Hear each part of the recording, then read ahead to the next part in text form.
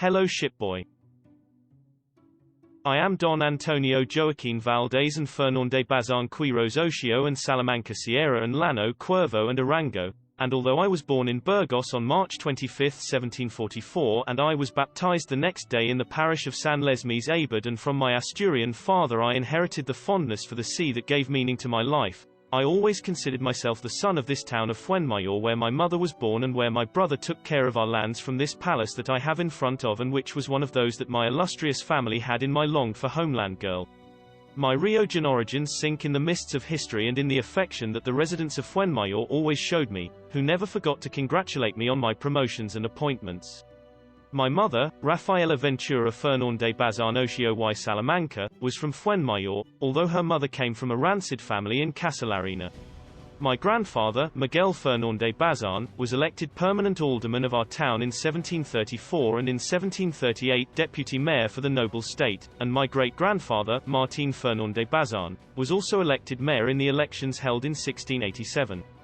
Throughout my busy life, I was a brave sailor. I became Admiral and Captain General of the Navy, Minister of the Navy, State and the Indies, Bailiwick of the Order of Malta, Dean of the Council of State, and, already at the end of my life, I was one of the most prominent members of the National Board of Salvation during the War of Independence.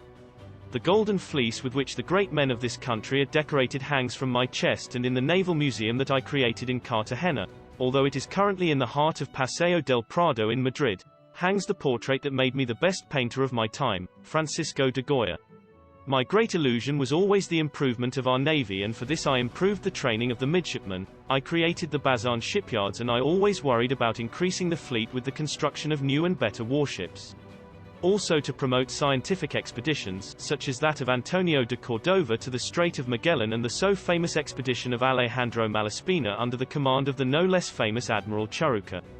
And I can proudly say that I was the creator of the current Spanish flag when, being Minister of the Navy, back in 1785, I observed that the naval flags of the great powers of the time, France, England and Spain, were all white and were confused in the stormy seas. So I called a contest that produced 12 sketches that I presented to our King Carlos III, who chose our brand new naval flag and which became official as the national flag in 1842.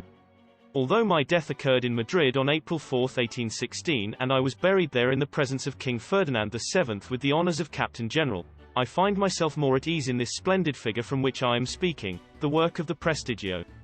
Us Riojan sculptors Del Marti, also with family roots in Fuenmayor, and his nephew Narvaeza, made in bronze in 1988.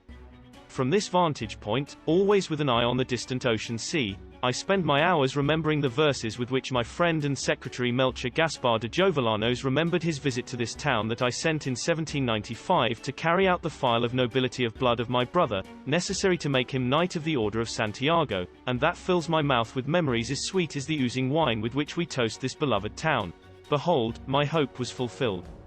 O Fuenmayor, O happy time of friendship, joy and well-being. Fertile Buicio, delightful valley, fields that lie so always enriched. Holy hospitality, sweet repose, I will never forget you. Continuous employment you will be of my tenderness and my memory, and although in vain, also of my desire.